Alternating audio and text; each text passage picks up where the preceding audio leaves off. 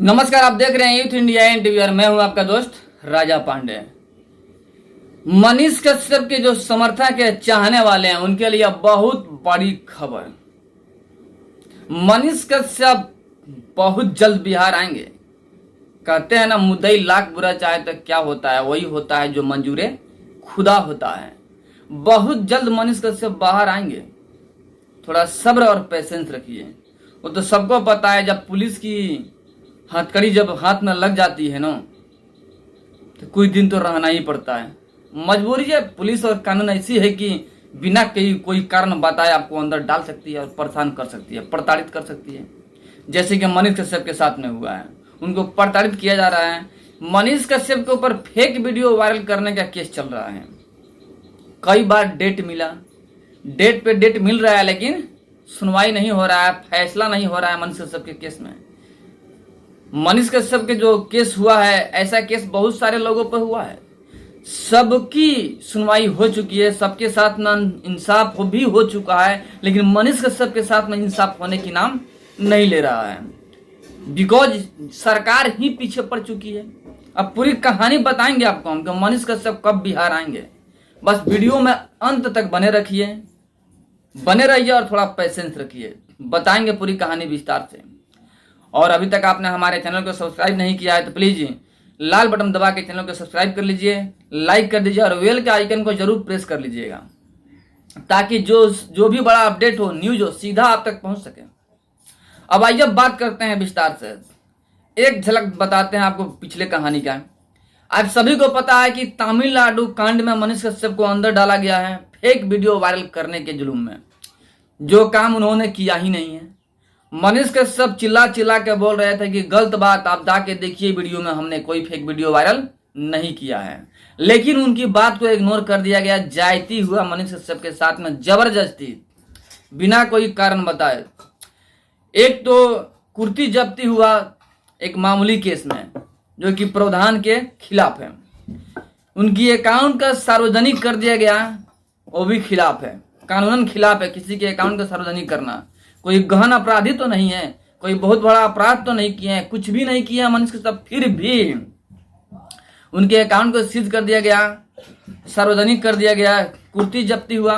जबकि मनीष कश्यप सरेंडर भी बोल दिए थे। मनीष कश्यप को कोर्ट में लाया गया पटना, सुनवाई चली, रिमांड में गए मनीष कश्यप। बाद में तमिलनाडु पुलिस आती है, कोर्ट से रिक्वेस्ट करती है और रिमांड में लेकर चली जाती है तमिलनाडु की, हम 15 दिन में फिर वापस कर देंगे हम। लेकिन तमिलनाडु जाने के बाद से मनीष कश्यप को वापस नहीं लाया जाता है बिहार। मदुरई कोर्ट बोलती है कि मनीष कश्यप निर्दोष है, उनको बिहार भेज दिया जाए। लेकिन उसी रात में मनीष कश्यप के ऊपर एक बैग, वहां के जीडीपी, एक बैग पता ना क्या होता है कि उनके ऊपर एनएसए लगवा दिया जाता है और जेल में डाल दिया जाता है। क्योंकि एनएसए में सबको पता है कि साल भर तक बिना किसी कारण बताए रखा जा सकता है कैदी को। वही फायदा उठाया गया।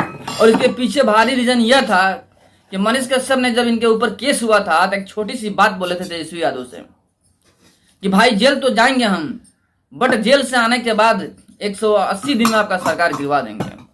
इस बात को लेके तेजस्वी यादव को हम हो गया कि भाई हमसे टक्कर, हमसे विरोध होने नहीं देंगे हम। और कहीं ना कहीं डर भी है कि कहीं तेजस्वी यादव का सरकार गिर ना जाए मनीष कश्यप के आने से। वो तो गिरना ही गिरना है, मनीष कश्यप आए या नहीं आए, सरकार तो गिरने ही वाली है। मनीष कश्यप की भविष्यवाणी सत्य होने ही वाली है। बिहार में सत्ता गिर जाएगी, 180 दिन के पहले सरकार गिर जाएगी, 110% है।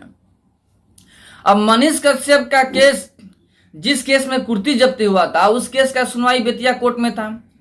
आपको केस पता ही होगा कि एचडीएफसी के जो मैनेजर थे, एचडीएफसी बैंक के, उन्होंने सरकारी काम में बाधा डालने के लिए केस किया था। जबकि मनीष कश्यप बाधा नहीं डाल रहे थे, इंसाफ के लिए लड़ रहे थे। एक गरीब आदमी का 1.5 लाख रुपया बैंक से गायब हो गया था। इसके शिकायत लेकर गरीब आदमी मनीष कश्यप के पास पहुंचा और मनीष कश्यप उसके साथ में बैंक में गए सवाल जवाब करने, तो उनके ऊपर केस कर दिया गया और उसी केस में कुर्ती जब्ती हुई। सर्वप्रथम केस वही था। उस केस के सुनवाई के लिए मनीष कश्यप को कोर्ट में लाना था बेतिया सशरीर। बेतिया कोर्ट बार बार बोला तमिलनाडु से कि आप सशरीर मनीष कश्यप को लेकर बेतिया पहुंचिए, लेकिन कोर्ट ने लाने से मना कर दिया। एक बार तो कुछ बोला ही नहीं, लाया ही नहीं। दूसरी बार भी मना कर दिया कि हम लाएंगे मनीष कश्यप को, लेकिन आपको 600 पुलिस का व्यवस्था करना पड़ेगा बेतिया में, क्योंकि मनीष कश्यप बहुत बड़े हस्ती हैं, बहुत सारे फॉलोअर थे इनके। वहां पर हंगामा मच सकता है, हुड़दंग मच सकता है, बवाल खड़ा हो सकता है।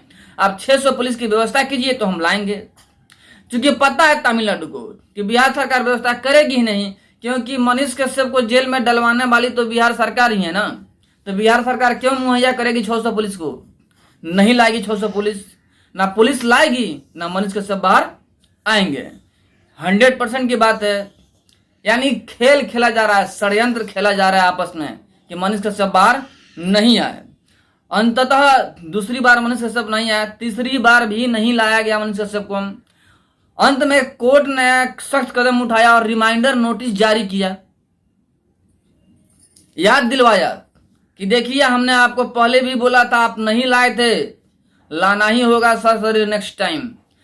10 जुलाई को मनीष कश्यप को आना था, बेतिया कोर्ट में पेशी था सशरीर। फिर भी रिमाइंडर नोटिस जारी करने के बावजूद मनीष कश्यप को बेतिया नहीं लाया गया। कोर्ट का भी अवहेलना हुआ।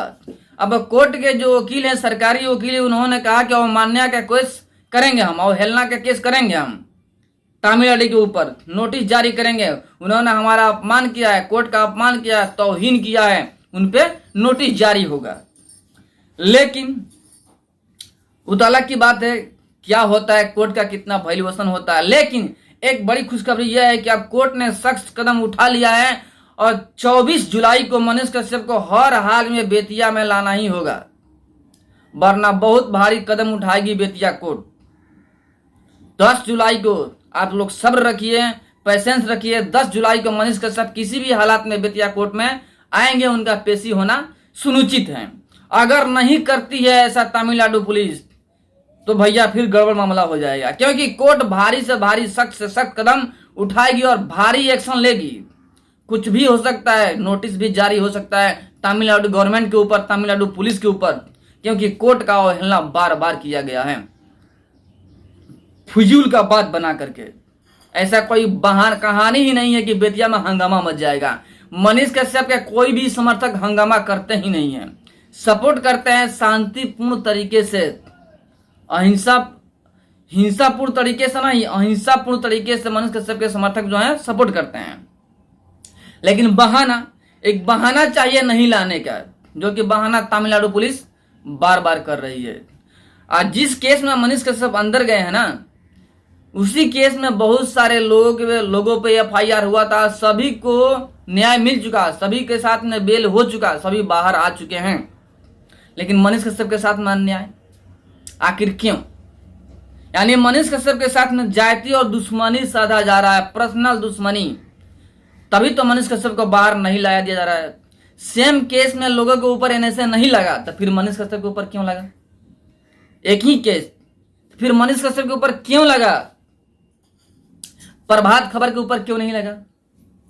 उनके केस की सुनवाई कैसे हो गई? उनके ऊपर भी तो NSA लगना चाहिए था, मगर नहीं लगा, तो फिर मनीष कश्यप के ऊपर क्यों? यानी पब्लिक बखूबी समझ चुकी है कि यहाँ पे जाति हो रहा है, मनीष कश्यप को प्रताड़ित किया जा रहा है जबरदस्ती। क्योंकि मनीष कश्यप गरीबों के बात को सामने रखते थे, बिहार की कमियां दिखाने की काम करते थे, मजदूरों की आवाज थे। चूंकि बिहार के मजदूर बिहार से बाहर पिटाते हैं, इस बात को दिखाने का काम करते थे। बिहार में कुछ ऐसी बड़ी कंपनी हो ताकि बिहार के लोग बिहार से बाहर न जाए, इस बारे में बात बोलते थे। यानी बिहार की कमियां दिखाने की कोशिश किए पूरे भारत में, जो कि बिहार सरकार को बुरा लगा और उन्होंने दिखा भी दिया। मनीष कश्यप बोले भी थे बहुत पहले कि अगर हम सरकार के खिलाफ बोलेंगे तो हमारे ऊपर NSA लगा दिया जाएगा, और लग भी गया। लेकिन घबराने की बात नहीं है, पब्लिक औकात दिखाएगी, सरकार की जो कमियां हैं उसे जवाब देगी। मनीष कश्यप अंदर गए तो क्या हुआ, बहुत सारे लोग अभी बाहर हैं जो कि सरकार की कमियां दिखाएंगे जरूर।